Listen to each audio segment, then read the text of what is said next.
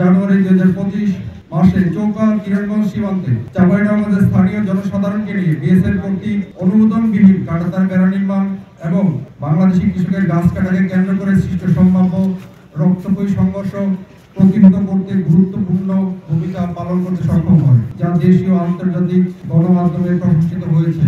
এই দেশপ্রেম ইতিহাসে স্বর্ণাক্ষরে লেখা থাকবে। গৌরবোজ্জ্বল এবং আনন্দময় আজকের এই দিনে আমি অস্ত্র ব্যাটালিয়নের সকল অফিসার, জুনিয়র কর্মকর্তা, অন্যান্য পদবী সৈনিক ও অসামরিক কর্মচারীর পক্ষ হতে অত্যন্ত কৃতজ্ঞ চিত্তে শ্রদ্ধা করে সকল ঊর্ধ্বতন কর্মকর্তাদের অবদান এবং দক্ষ নেতৃত্বের প্রতি একাত্মতা ঘোষণা করছি। আমি এই তাৎপর্য দিনটিতে আরো স্মরণ করছি প্রাক্তন অধিনায়কবৃন্দ, প্রাক্তন সকল বিজিবি সদস্যদের, যাদের বুদ্ধিমত্তা, জ্ঞান, সঠিক নির্দেশনা, নির্লস প্রচেষ্টায় আজকে আমরা এই ব্যাটালিয়নটি পেয়েছি। আমরা কৃতজ্ঞ চাঁপাইনবাবগঞ্জ জেলা প্রশাসনের কাছে তাদের সার্বিক সহযোগিতায় ভূমি অধিগ্রহণ থেকে শুরু করে বিভিন্ন বিষয়ে সহযোগিতা করে আমাদের চলার পথকে আরো মসৃণ করেছে।